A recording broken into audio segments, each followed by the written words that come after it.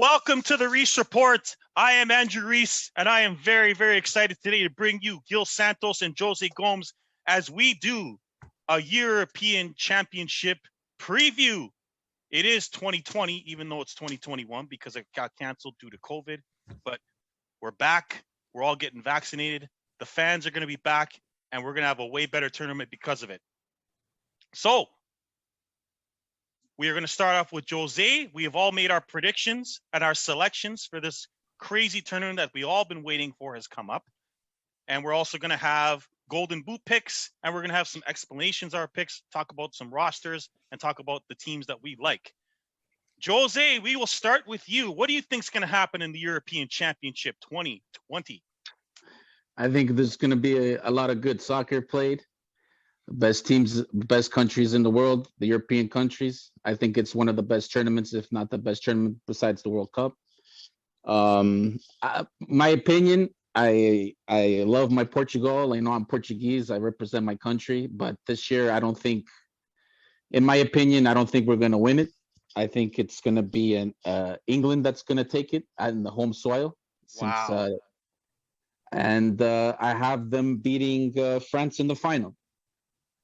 I think France has got a strong team with Benzema coming back and the national team. They already had a good team last year, 2 years ago when they won the World Cup. They got Conte. That guy is amazing midfielder playing for Chelsea right now. He wins basically almost every single trophy every year. And I think they're loaded. They're loaded. They absolutely starting from defense, midfield, forwards. It's crazy. Maybe Reece is a question mark. Maybe. He's a question mark, but he's the captain of the national team, so I think he'll be the starter on the team. I don't know. After I saw that Adair goal, I'm not so sure. Hey man, it's different. It's like from playing from the national team and it's a total different thing. But I think I have them, and I have Karim Benzema as my golden boot. Wow. Yeah. I think he's going to do very well with Mbappe and Griezmann up front for France. I think France is going to go. I got him picking going to the final, and I got a France-Belgium semifinal and a Portugal-England semifinal, and those are my picks. And then my dark horse is going to be Turkey. I think Turkey this year will go to the quarterfinals. I have them going quarterfinals against Portugal, and they'll lose in the quarterfinals. Not a bad pick. Not a bad. I like that dark horse. We should come up with dark horses. I do have a dark horse as well. Yeah. Gil Santos, I see you in the Portugal uniform there, with the red in the background. Yeah. What do you think is going to happen in the European Championship this year? I think it's going to be. There's a lot of great teams, right? So there's England, there's France. Germany looks weak as usual than their usual, sorry. Yeah. But I agree with Jose. France looks very strong. Portugal, I disagree with Jose. Portugal has a good chance to win it. They're defending champions. They have Ronaldo. They have a great team. A lot of young guys. The majority of their teams are all from the top clubs of the top 5 leagues in the world anyways, right? So we just had 3 guys that were part of the Champions League finals. Mm-hmm. Right, we had Ronaldo Silva, Cancelo, and Sanchez. Even Sanchez. Ruben Diaz. Renato Sanchez helped Lille win the French league over PSG. Yeah. Correct. Conte. Conte. Yeah. You have Diogo Jota that went into Liverpool, and as they were on the floor, he brought them back up too. So Portugal has that team. Italy, to me, is a very also strong team this year. I believe.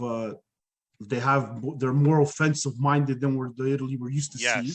Yes. They're not going in with that defensive mentality. So they might be fun to watch instead of 1-0 all the time or shootouts. Yep. Right. Jose, I like typical Leaf fan to pick England, right? I guess the cursed teams. The Leafs are cursed, England's cursed. Why not pick a cursed team, right, Jose? Might as well. Yeah. Hey, they made it to the semifinals of the World Cup.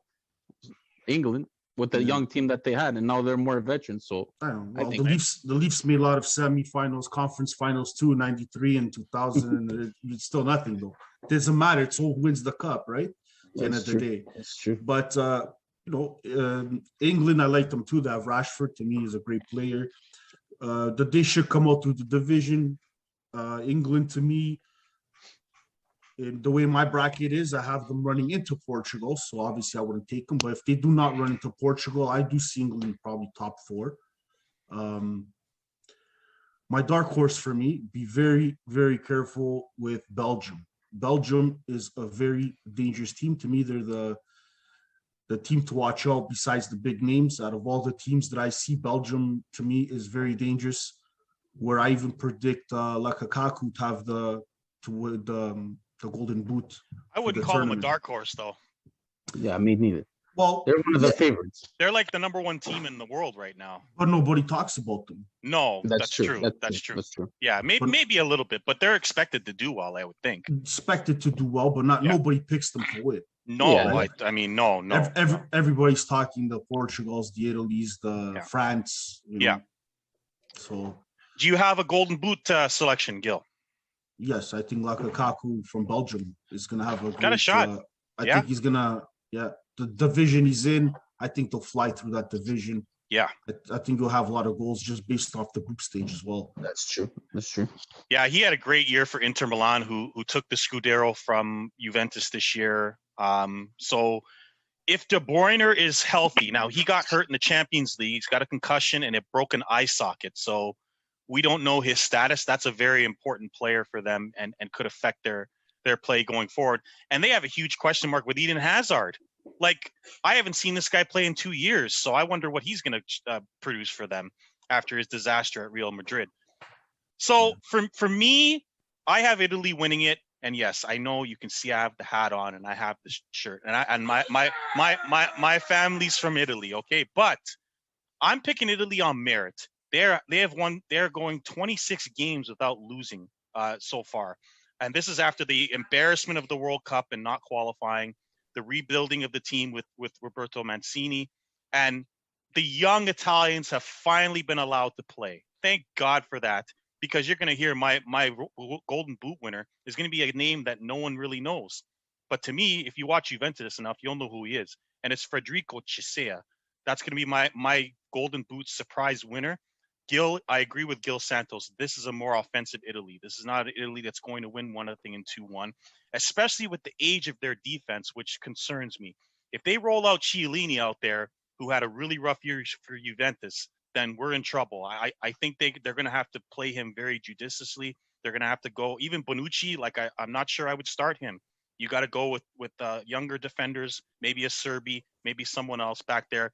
If they play a back 3, which I'm not sure they're going to do. With the kind of offense they have. And they have injury concerns with Verratti. Is Verratti going to play? Is he going to be 100% fit? A very important player for them. And then we have the guy that everyone's chasing, Donnarumma in net, who should be able to hold the fort for them. So they have everything there. They don't have any superstars, but they have a very good team that could win it. I have them beating Spain in the final, which would be a surprise to most. I liked how they qualified. Ramos has not been selected for the team, which was a surprise for me, but he's been hurt all year. So, but Spain still has a lot of good players, and they could sneak under the radar and surprise some people. They're in the weaker half of the draw, in my opinion, so they may have an easier way of getting through. The other half of the draw is way tougher, the one that Portugal has to come out of, and I really like Portugal a lot. If Portugal was in any other group, they would probably be in the final, or I would have selected them to win the tournament. I believe they're that talented a team, but I hate the group they're in. They're going to be, by the time they get to the quarters, if they get there, they're going to be just worn out from having to face Germany, who is a team that's completely dominated them for the last 4 visits. And that matchup is not going to be pretty. And that leaves them with having to beat France. Different Germany, though. It's a different Germany. It is a different Germany.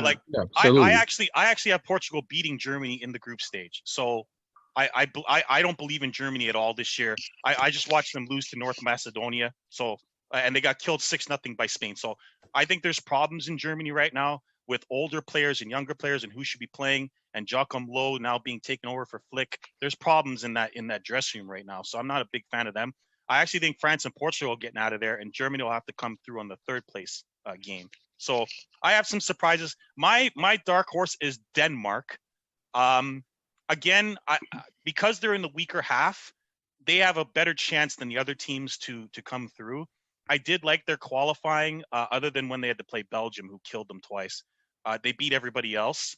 So I like them to get to the semis and play Spain. So that's my fairly really big dark horse. I mean, the last time Denmark did this, they won the whole thing when they upset everybody in the 80s.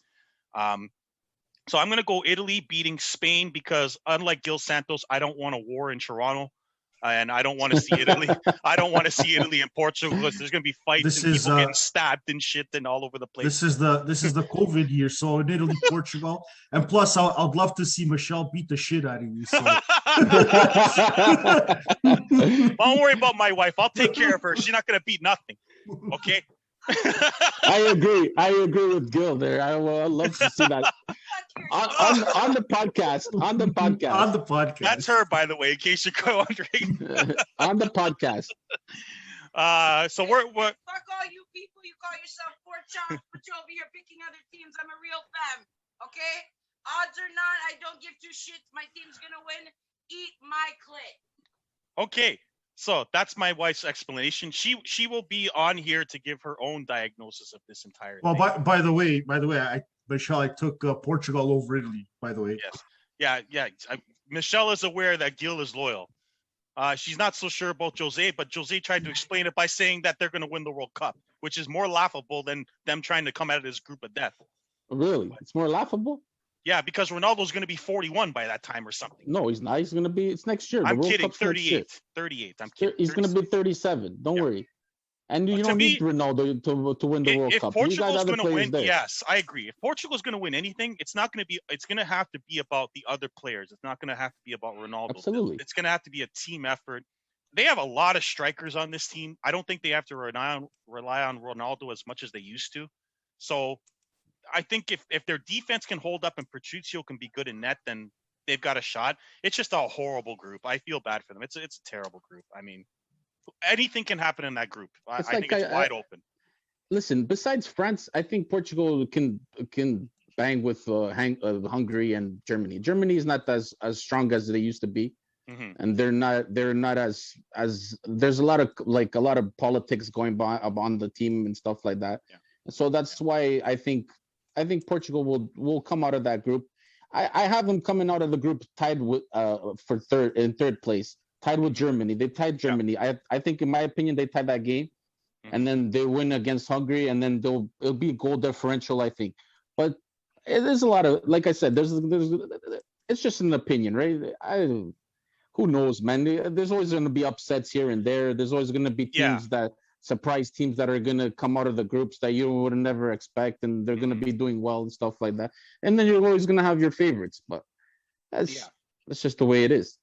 I think the first matchup in that group is going to be key to who comes out of it. Absolutely.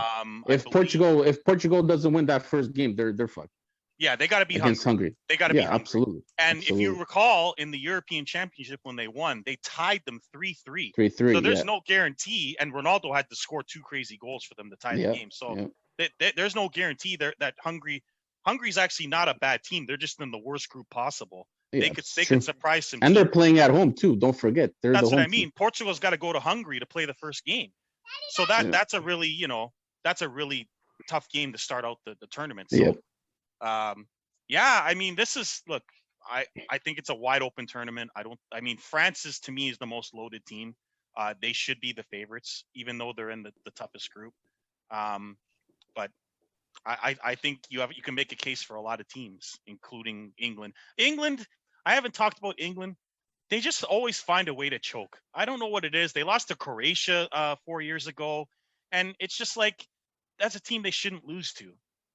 They lost to Iceland in this edition of the tournament 4 years ago, and it's just like they always find a way to lose. They always have a formation issue because they have too many players in certain positions, and they don't know who to play where, and they're always a jumbled mess. Yeah, but that was back in the day when they had the problem with Lampard and Steven Gerrard. They used to play the same position, so they didn't know who to play. Yeah. I just think their team is different now, man. It's like a bunch of youngsters that just want to play. They're like some of their players are out of form too. Like Trent or Alexander-Arnold did not have a good season. Dele Alli barely played for Tottenham this year. Yeah, but Even But Sterling struggled to end the season. Yeah. So, but those are players that. But then you got like a Foden then that played well. You have Rashford that played well. You have a Greenwood that was playing well for Manchester United. You have other players that are coming up. Can they get it done on defense? They have it. They have one of the best defense. Like if they can get it straight, they have one of the best defense in the. They have John Stones. He's the center back for Man City. Yeah. You have Maguire. You have right back. You have Trent Arnold. Like he was one of the best players last year. Yeah, he had a bad season for Liverpool, but then again, Liverpool had a shit season. Everybody had a shit season for Liverpool. Yeah. Like you know what I mean. And then they have these Jota. guys. Yeah, for Jota, he came in like mid-season and he tore it up. Yeah. And then after like you have like these guys from James, from Mount, from Chelsea. These guys are on a high level right now. They just finished winning the Champions League. This, you know why I picked England? They remind me a lot of Portugal in 2004. 2004, Porto won the Champions League, and a lot of players got called up to that national team, and they made it all the way to the final. Yeah. That's what I think. Yeah, I know that. I'm saying they didn't win. Yeah, they didn't win. They didn't win. Yeah, but they made it to the final. But what happened the first game? The first game they played all the old players and stuff like that. And then when the second game when they played against Spain or Russia or whatever it was, all the Porto players played that game. Yeah. All the Porto Decos and all that stuff, Costinhas, they changed the whole lineup. And then what happened? They made it all the way to the final. That's just my opinion. I think right now England soccer is on a high. And I think they're going to continue. And they made it 4 years ago to the World Cup. They made it to the semifinals. And I think they're going to keep going on a high. I think they're a bunch of young good players, and that's all it is. I think that's just my opinion. Like I said, Jose. Like I think England is there. Yeah, and it's almost like the Leafs. It's like those giveaways, backhands with no looks. It's true. England has that. They're that one mistake away. We just gotta fix it, and they'll get there. Eventually, they'll get there. That's what happened in Iceland. When they lost to Iceland, they dominated the whole game, but they made 2 mistakes, and it cost them the game. Yeah, that's what it is. So that's the problem. England plays so nervous. Now you're gonna expect them to play at home and not be nervous. Oh, I don't know about that. I know I keep bringing up the Leafs, but England actually has the fan pressure, just like Toronto. That's what I'm saying. Like the Leafs have, right? So, I think it's a bad thing they're playing at Wembley because they're going to be so nervous playing in Wembley in front of their fans. Like, I don't know if that's necessarily a good thing. It might be better if they're on the road. But I was going to ask Gil, what do you think is going to happen to Portugal in the group? Like, who do you have them beating or tying in the group? You know what? When they won in 2016, they only actually one game. They only won. Did they tie all 3 games? They only won. Yes, they tied all 3 games in the group stage. Yeah, correct. They went in as one of the best thirds. So if it was the old format, they wouldn't have gone through. That's right. Right. So, they tied a lot, and they actually only won 1 game in 90 minutes, which was against Wales. 2-0. That's right. Besides that, they went to overtime and shootouts. It's a miracle they won. It's a miracle they won. And got to the end. Yeah. Right. So, and don't be surprised if that happens this year too. So, what do you think they'll beat Germany or France or Hungary? Like, what do you think? Who do you think they beat in the group stage? You know that France game.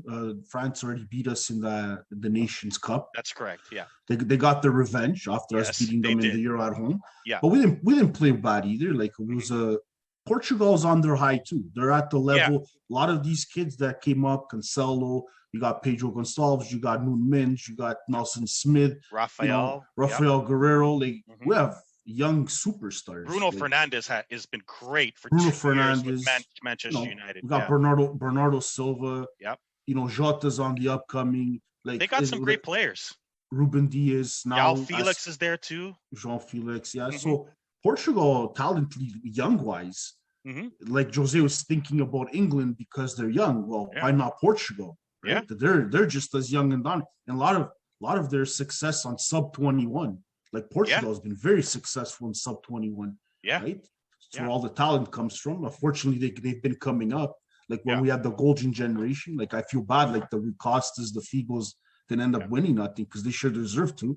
Yeah, but they're still well respected. But it's good. It's gonna be fun to watch. Like.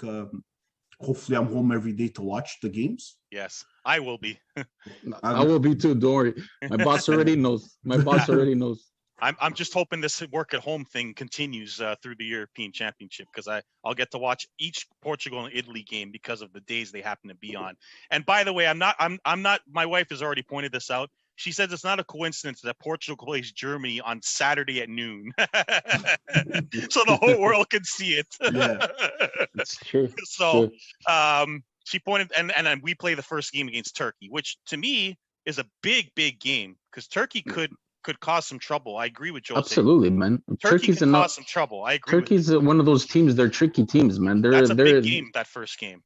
And they're pretty, and they have good players, man. They have good players too. Like they scored, they can score some goals. That team, like I'm a little worried about them. So yes, Turkey's been giving some troubles. Even the past, they've gave troubles, right? Yeah, they had a third place finish, I believe, or a fourth place finish not too long ago. Was it 98, I believe? Yeah, they finished third. I remember they beat the Czech Republic. I remember Peter Cech they beat in the quarters.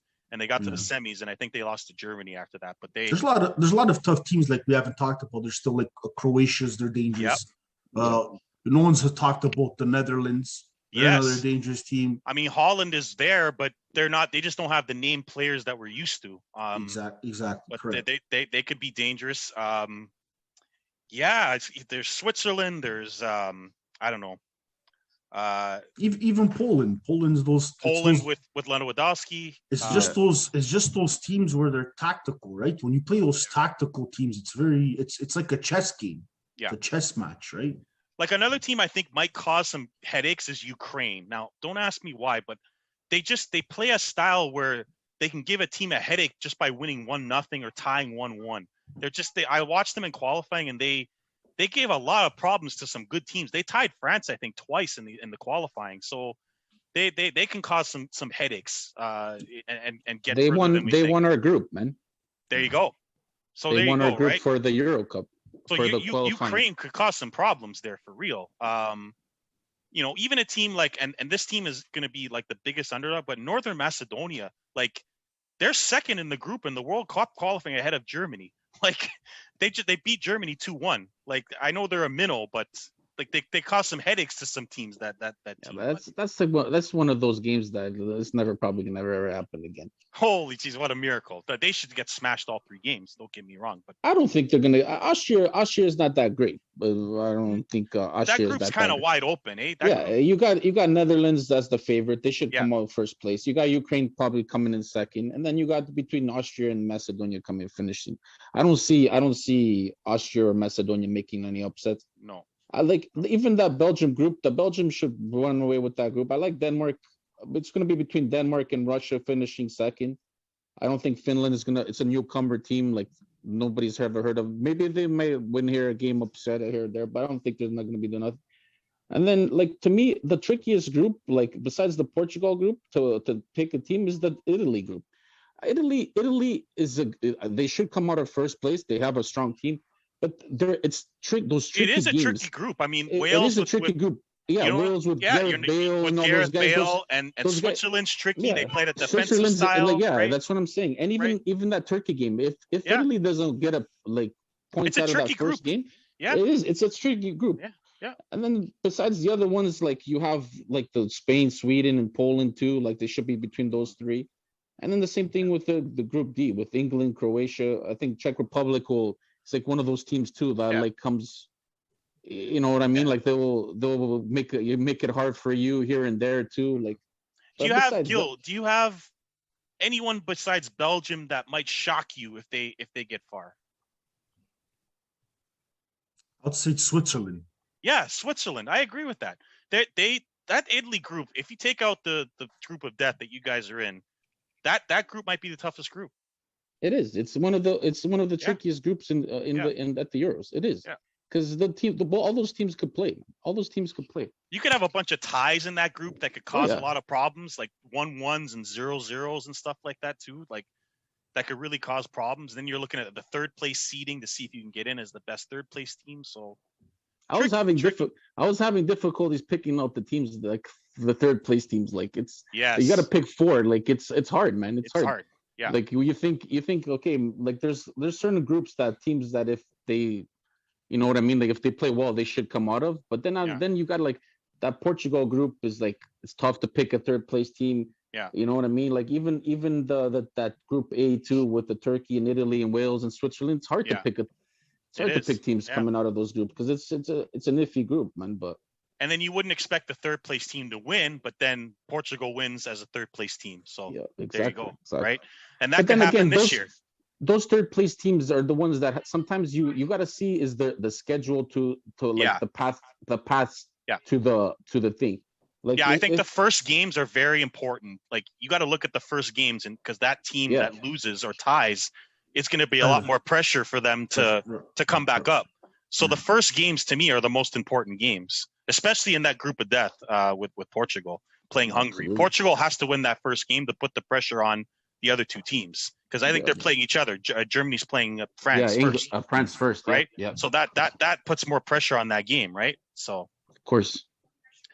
Okay, guys, that's our preview. I'm hoping to have Gil and Jose, as well as my wife, on future shows as we go through the tournament.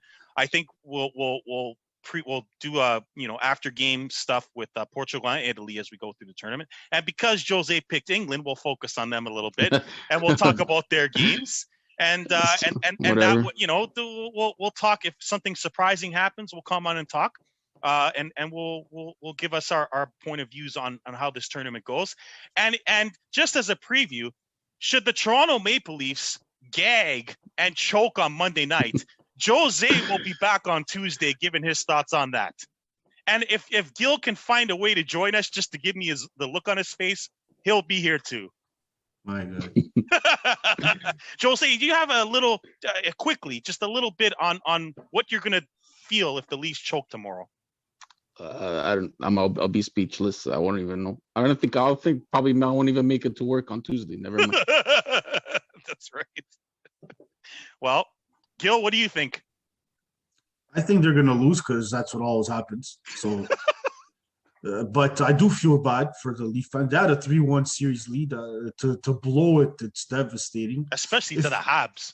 If I was Meritori, I'd fill up the stadium to try to give them whatever they can, because, Montreal did it. Why not them? And I heard they tried, and they're saying no. No, Ford's already said no. Yeah. So, well, we'll find out what happens there. But until then, I thank Gil and Jose for coming on. I want you guys to share, subscribe, and let us know what you think. We're really happy with this show. We really want to do this Euros preview. You can find Gil Santos and Jose on Facebook. You can find me on the Reece Report. Until the tournament starts, and until we're back, thank you for joining us, and I'll see you next time on the Reece Report.